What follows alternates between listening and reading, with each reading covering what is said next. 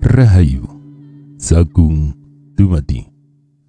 Masih bersama kami di channel Babat Nusantara. Pada kesempatan kali ini akan melanjutkan cerita Keris Nogo Sosro Sabu Inten bagian ke-33. Melihat panji-panji itu, segera Maisa Jenar dapat menebak bahwa panji-panji itu adalah tanda-tanda yang ditinggalkan oleh gerombolan Simarodra. Tetapi, apakah kepentingannya panji-panji itu dipasang di tempat ini? Itulah yang menjadi pertanyaan, apalagi di daerah Pangrantunan. Menurut keterangan gurunya, Pangrantunan pernah menjadi pusat percaturan para tokoh sakti. Sebab di daerah ini beberapa puluh tahun yang lalu pernah diadakan semacam pertempuran dari beberapa tokoh sakti yang saat ini pada umumnya sudah tidak pernah menampakkan diri lagi. Di antara beberapa tokoh yang pernah mengadakan pertemuan itu adalah almarhum Ujung Kulon, Pasing Singan, Titis Anganten, serta Ki Ageng Pandan Alas. Adapun yang pernah menjadi tuan rumah dalam pertemuan itu adalah Ki Ageng Soradipayana yang pada saat itu menjadi kepala daerah Perdikan Pangrantunan. Sekarang di bekas daerah terkenal itu berkibar panji-panji sebuah gerombolan dari golongan hitam. Ini adalah suatu hal yang aneh. Tidak adakah seorang pun murid Ki Ageng Soradipayana yang dapat mempertahankan kebesaran namanya? Ataukah memang Ki Ageng Soradipayana tidak mengambil seorang murid pun? Atau barangkali gerombolan Simarodra ini sudah merasa demikian kuatnya sehingga berani meremehkan kebesaran Ki Ageng Soradipayana? Hal itu hanyalah mungkin apabila gerombolan Simarodra ini seperti gerombolan Lawoijo yang didalangi oleh salah seorang dari tokoh-tokoh golongan hitam. Tetapi kemungkinan ini adalah tipis sekali. Keberadaan Pasing Singan dalam kalangan hitam tetap cukup mengejutkan, sehingga Ki Ageng Pandan Alas sendiri perlu membayanginya untuk membuktikan kebenarannya. Apabila tokoh-tokoh lain yang tidak seaneh Pasing Singan pastilah akan semakin menggemparkan. Karena hal-hal yang mencurigakan itu, maka Maisa Jenar harus berhati-hati untuk tidak mengalami hal-hal yang merugikan dirinya serta tugasnya. Dengan penuh kewaspadaan, ia berjalan selangkah demi selangkah mendekati desa yang berada di hadapannya, yang menurut ingatannya adalah desa Pangrantunan. Dahulu, saat Maisa Jenar belum lama berguru, pernah diajak gurunya bersama dengan Kebu Kenongo menjelajahi hampir seluruh pulau Jawa bagian tengah.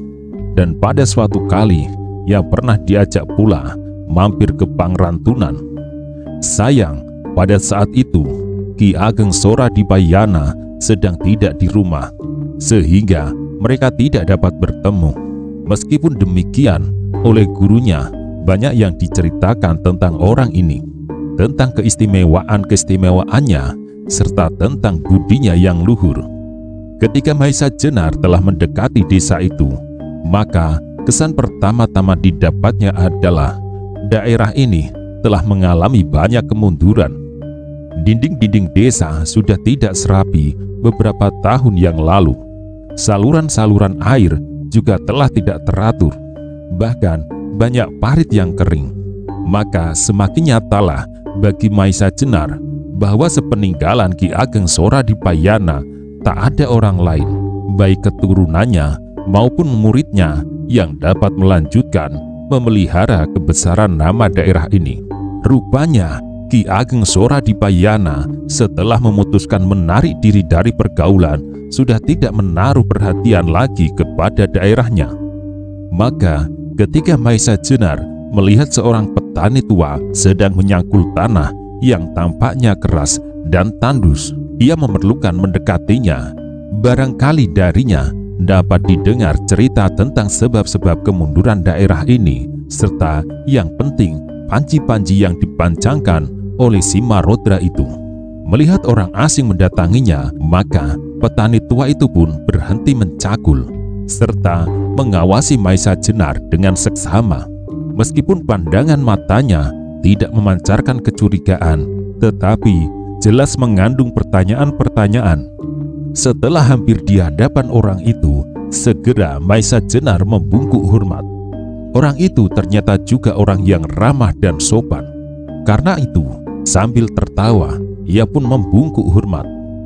Malahan sebelum Maisa Jenar bertanya, ia sudah mendahulunya. "Selamat datang di daerah ini, anak mas. Rupa-rupanya anak mas memerlukan pertolonganku." Mendapat sambutan yang demikian ramahnya serta tak diduga-duga, Maisa Jenar terperanjat. Maka cepat-cepat dijawabnya, "Mudah-mudahan kedatanganku tidak mengganggu pekerjaan Bapak." Tidak, sama sekali tidak.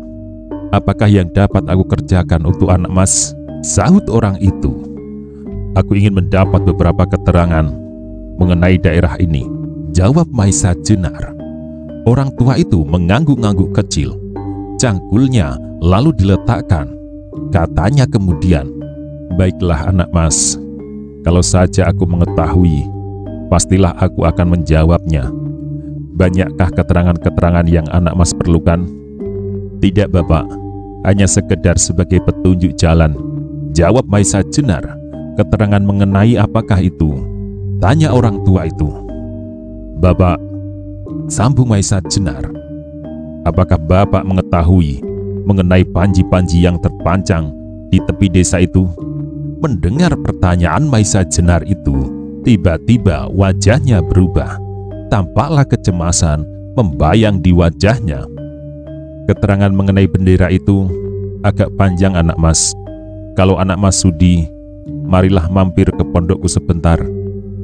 Barangkali aku dapat menyuguhkan sesuatu, walaupun hanya air kelapa sebagai penawar haus, serta barangkali sedikit keterangan mengenai panji-panji merah itu." Maisa Jenar sulit untuk menolak ajakan orang tua yang nampaknya sangat terbuka hatinya. Ditambah lagi dengan keinginannya mendengar keterangan-keterangan tentang panji-panji yang bergambar harimau itu. Karena itu, tidak ada jalan lain kecuali dengan ucapan terima kasih ia menerima ajakannya. Ternyata rumah orang tua itu tidaklah begitu jauh, hanya berjarak beberapa tonggak saja dari sawahnya yang tampaknya tidak begitu subur. Rumahnya tidak lebih dari sebuah gubuk yang sudah agak miring, meskipun tampaknya masih agak baru, serta beratapkan daun ilalang. Dengan ramah pula dipersilahkan Maisa Jenar masuk serta duduk di atas balai-balai bambu satu-satunya. Di samping sebuah pagar dan telundak tempat lampu. "Duduklah anak mas. Aku ambilkan untuk anak mas buah kelapa muda."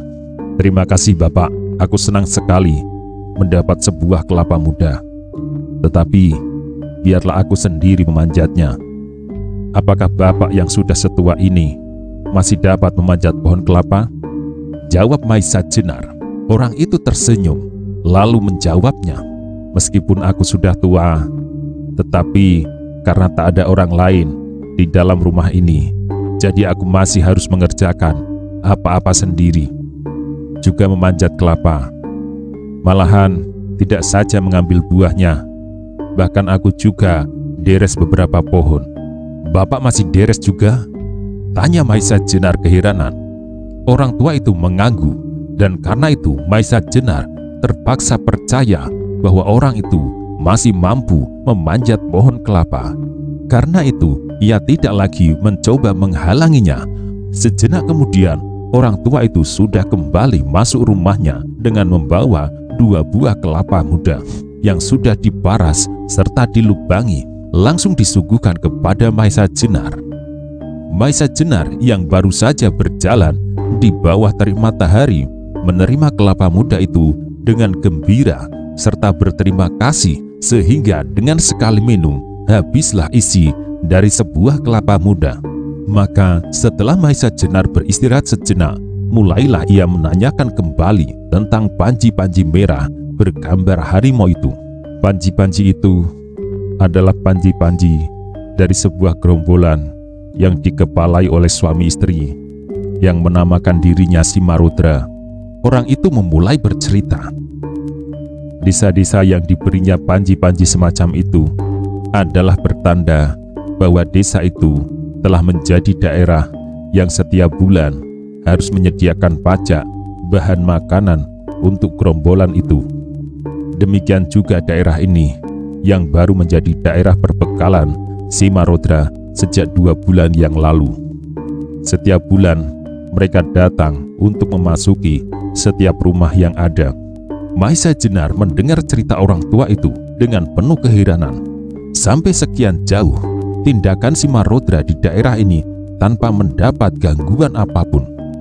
Bapak, apakah Simarodra menentukan apakah yang harus diserahkan oleh masing-masing kepadanya? Maisa Jenar akhirnya bertanya kepada orang tua itu. Tidak, mereka tidak menentukan bahan apa yang harus diserahkan, tetapi asal saja mereka menyediakan mungkin beras, kelapa, jagung, dan sebagainya, jawab orang tua itu. Jadi, tidakkah penduduk daerah ini mendapat perlindungan dari siapapun? Tanya Maisa Jenar selanjutnya. Orang tua itu menghela nafas dalam-dalam. Wajahnya yang sudah berkerut karena garis-garis umur itu tampak semakin berkerut. Anak mas, benar apa yang anak mas katakan, jawab orang tua itu. Memang penduduk di daerah ini seolah-olah tidak mendapat suatu perlindungan dari siapapun, sebab daerah ini adalah daerah perdikan yang sebenarnya segala sesuatu seluk-beluk pemerintahan dan keamanan serta kesejahteraan rakyatnya telah bulat-bulat diserahkan kepada daerah ini sendiri. Tetapi pimpinan daerah perdikan yang sekarang ini rupanya tidak begitu menghiraukan keadaan rakyatnya. Bukankah daerah ini mula-mula dipimpin oleh seorang sakti serta bijaksana yang bernama Ageng Sora Dipayana? Sela Maisa Jenar. Ya, jawab orang itu. Tetapi Ki Ageng itu telah lama mengundurkan diri dari pemerintahan. Daerah Pangrantunan ini sepeninggalan dibagi menjadi 2 bagian, dan masing-masing diserahkan kepada 2 orang putranya. Maksudnya jelas, supaya tidak ada rebutan di antara mereka. Tetapi akibatnya adalah seperti sekarang ini, daerah utara yang dipimpin oleh Ki Ageng Gajah Sora yang berkedudukan di Banyu Biru mengalami kemajuan yang pesat. Tetapi daerah yang dipimpin oleh adiknya Ki Ageng Lembu Sora dan berkedudukan di Pamingit mengalami kemunduran dalam hal kesejahteraan rakyatnya.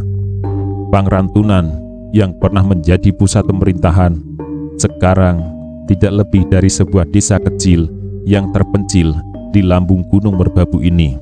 Jelas orang tua itu melanjutkan ceritanya. Tampaklah wajah orang tua itu semakin bersedih. Rupanya ia sedang mengenang masa jaya dari desanya ini. Bapak, apakah Bapak mengalami masa-masa pemerintahan Ki Ageng Sora Dipayana? Tanya Maisa Jenar kemudian. Orang tua itu tampak ragu-ragu sebentar, lalu akhirnya ia menggelengkan kepalanya. Aku di sini adalah orang baru, tetapi sebelum aku tinggal di daerah ini, aku sudah banyak mendengar cerita tentang Ki Ageng Sora Dipayana. Maisa Jenar mengangguk-angguk kepalanya. Jadi, jelaslah bahwa rabaannya mengenai kemunduran daerah ini adalah benar. Tetapi, di samping itu, ia mempunyai kesan yang aneh terhadap orang tua itu. Menilik caranya berbicara, pastilah ia bukan orang biasa, seperti yang tampak pada tata lahirnya, yang tidak lebih dari seorang petani miskin. Anak mas, pada hari ini kebetulan adalah hari pungutan pajak. Karena itu, tak seorang pun yang meninggalkan rumahnya. Mereka menanti dengan setia kedatangan para pemungut pajak. Dan karena itu, maka tadi tak seorang pun yang anak mas jumpai di sawah kecuali aku. Kenapa bapak tidak berbuat seperti orang lain? Desak Maisa jenar. Orang tua itu menggelengkan kepala. Aku tak mau. Belum lagi mereka habis bercakap-cakap, tiba-tiba terdengarlah dera beberapa ekor kuda. Orang tua itu tampak agak terkejut. Anak mas, itulah mereka datang. Pergilah ke belakang rumah ini, supaya anak mas tidak terlibat. Maisa jenar ingin membantah, sebab ia sama sekali tidak dapat membenarkan kezaliman yang demikian itu berlangsung terus. Tetapi sebelum ia sempat berkata, dengan penuh wibawa, orang tua itu mendesaknya. Entahlah pengaruh apa yang menusuk perasaan Maisa jenar, sehingga ia tidak dapat membantah lagi. Sebentar kemudian, benarlah apa yang dikatakan. Beberapa orang yang dipimpin oleh seorang yang bertubuh tegap tinggi serta berambut hampir di seluruh mukanya datang dan langsung memasuki rumah orang tua itu. Tanpa berkata apa-apa, orang tua itu dengan ganasnya diseret keluar dan dipukuli dengan cemeti semaunya. Panggil seluruh penduduk desa ini, teriaknya kemudian. Suruhlah mereka menyaksikan contoh bagi mereka yang mau sengaja menghindari kedatangan kami. Sesaat kemudian anak buahnya telah berhasil memaksa penduduk desa itu berkumpul serta menyaksikan pertunjukan yang mengerikan. Semua penduduk tidak terkecuali, tua muda, laki-laki, dan perempuan dengan wajah yang ketakutan terpaksa berkumpul di halaman rumah petani tua itu. Beberapa orang perempuan menutup mukanya dengan kedua belah tangannya, sedang beberapa orang laki-laki hanya bergumam, kasihan orang tua itu. Kenapa ia tidak memenuhi permintaan orang tua itu saja? Kenapa ia tidak memenuhi permintaan orang-orang itu saja? Bukankah 2-3 butir kelapa telah dapat membebaskan dirinya dari derita yang sedemikian? Sementara itu, orang yang tinggi besar itu berhenti memukul. Lalu dengan lantangnya, ia berkata, lihatlah, para penduduk daerah Pangrantunan. Inilah sebuah contoh dari seseorang yang dengan sengaja membantah peraturan kami. Pada waktu kami datang untuk pertama kalinya pagi tadi, ia telah menghindarkan diri dengan meninggalkan rumahnya. Untunglah bahwa ketika kami datang untuk kedua kalinya, ia sudah ada di dalam rumahnya, sehingga aku dapat memanfaatkannya untuk tidak membakar habis rumahnya serta merampas semua miliknya. Tetapi meskipun demikian, kami anggap perlu untuk sedikit memberi pelajaran kepadanya. Selesai mengucapkan kata-kata itu, kembali cemetinya terayun-ayun di udara, serta dengan derasnya memukul-mukul orang tua itu. Segera beberapa jalur garis-garis merah darah membekas di punggung yang sudah berkerut-kerut serta hampir tak berdaging itu. Kembali beberapa orang memejamkan matanya. Apalagi ketika orang tinggi besar itu semakin keras memukul, terdengarlah jeritan-jeritan tertahan keluar dari mulut orang tua yang disiksa dengan ganasnya itu. Tetapi meskipun demikian, ada kesan-kesan kesetiakawanan di antara penduduk. Ternyata sama sekali tidak berani berbuat sesuatu. Beberapa ratus orang laki-laki yang tampaknya juga tegap dan kuat tak dapat berbuat apa-apa. Melihat salah seorang warga desanya disiksa di hadapan matanya oleh tidak lebih dari 10 orang. Ini adalah suatu hal yang aneh. Hanya dalam waktu beberapa tahun saja, desa ini tidak hanya mengalami kemunduran kemakmuran serta pemerintahan, tetapi juga mengalami kemunduran jiwa yang sangat mengejutkan. Suatu daerah di mana seorang sakti yang bernama Sora Dipayana tinggal dan memerintah, kini mengalami suatu penghinaan yang sedemikian besarnya tanpa perlawanan sedikit pun. Maisa jenar yang kemudian menggabungkan diri dengan para penduduk setempat menyaksikan semua itu dengan darah yang bergolak. Ia tidak bisa membiarkan kezaliman serta kemaksiatan semacam itu berlangsung. Tetapi meskipun demikian, ia mempertimbangkan juga beberapa kemungkinan. Sayang bahwa saat itu ia masih belum bisa menjajaki kekuatan Simarudra yang sebenarnya. Ia juga mempunyai dugaan bahwa apabila terjadi suatu dengan orang-orangnya di suatu daerah, pasti Simarodra tidak akan tinggal diam. Mungkin daerah itu akan digilasnya habis serta dijadikan lautan api. Karena itu Maisa Jenar menjadi bimbang. Ancaman itu pasti merupakan salah sebab kenapa tak seorang pun yang berani menentang peraturan Simarodra, kecuali malahan orang tua yang sudah putih seluruh rambutnya. Juga merupakan suatu sebab kenapa hanya dengan 10 orang mereka berani melakukan tugasnya, bahkan berani melakukan siksaan yang sedemikian kejamnya. Semeti orang Prewo yang gagah itu masih tetap memukul-mukul dengan bunyi yang menyentak. Juga dari mulut orangnya sendiri pun tak habis-habisnya terdengar caci maki dan umpatan-umpatan yang kotor. Melihat semua itu, hati Maisa Jenar semakin tidak tahan lagi. Tetapi hanya karena perhitungan keselamatan penduduk setempat, ia tidak segera bertindak.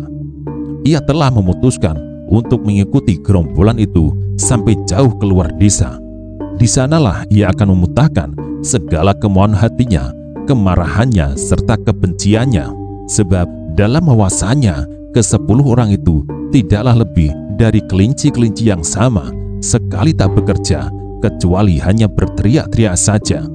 Tetapi tiba-tiba hatinya menjadi tak tertahan lagi ketika ia melihat orang itu yang kesakitan dengan menangis-nangis memeluk kaki orang yang tinggi besar dan sedang memukulinya itu, minta untuk dimaafkan.